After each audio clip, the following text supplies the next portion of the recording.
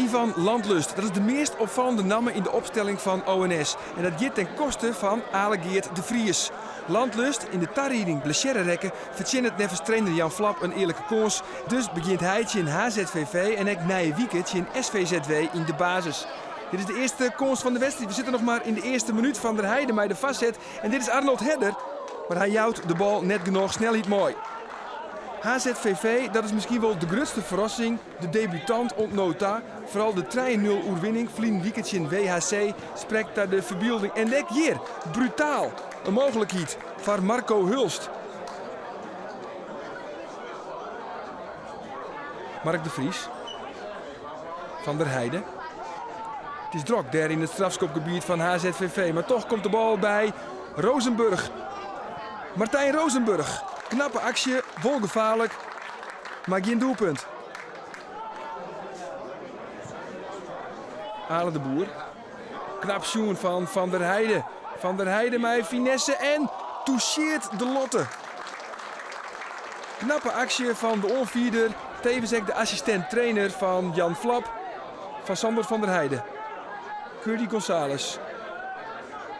Rechteronvaller. Shot Martijn Rozenburg vrijsteen. Mark de Vries voor de goal. Dit is de 1-0. Nee! Knap dat hij die bal er net in krijgt. Als je zet je Mark de Vries kopt die bal nooit, dan slag het dat net. Maar nu wil hij die bal op goal koppen en slag het wol. Hoe is het mogelijk? En zo wacht het Mark de Vries nog altijd op zijn eerste doelpunt bij ONS. 0-0 bij het skoft en dus oerlis op heeg niveau. Tussen trainer Jan Flap en zijn onvierder en assistent-trainer Van der Heide.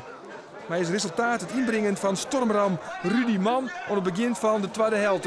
En hier is Rudy Man. Haast gelijk succesvol. Rudy Man zit in de punt van de onval. Naast Mark de Vries. En dat nodigt dan uit om vooral de lange bal te jan. Martijn Rozenburg. Shit en prima reflex van Stefan Boksma. Daar frustratie van trainer Jan Flap. Want het zeelt toch net dat de titelkandidaat ONS op een league spelen zal. Trouwens knappe bal van Ale de Boer. Nou Van der Heide en daar is dan in de 64e minuut eindelijk dat verlossende doelpunt. De 1-0 komt op een nij van Waoors. Sandor Van der Heide. Vlien Wieke al 2 keer trefzeker in Flevo Boys. En dit is een heel mooi doelpunt. Het stifke oer de doelman hinne van HZVV. En dat is Stefan Boksma. Mark de Vries. Rudy Man. Rudy Man had de 2-0 op zijn skoer. Maar zit heegoer.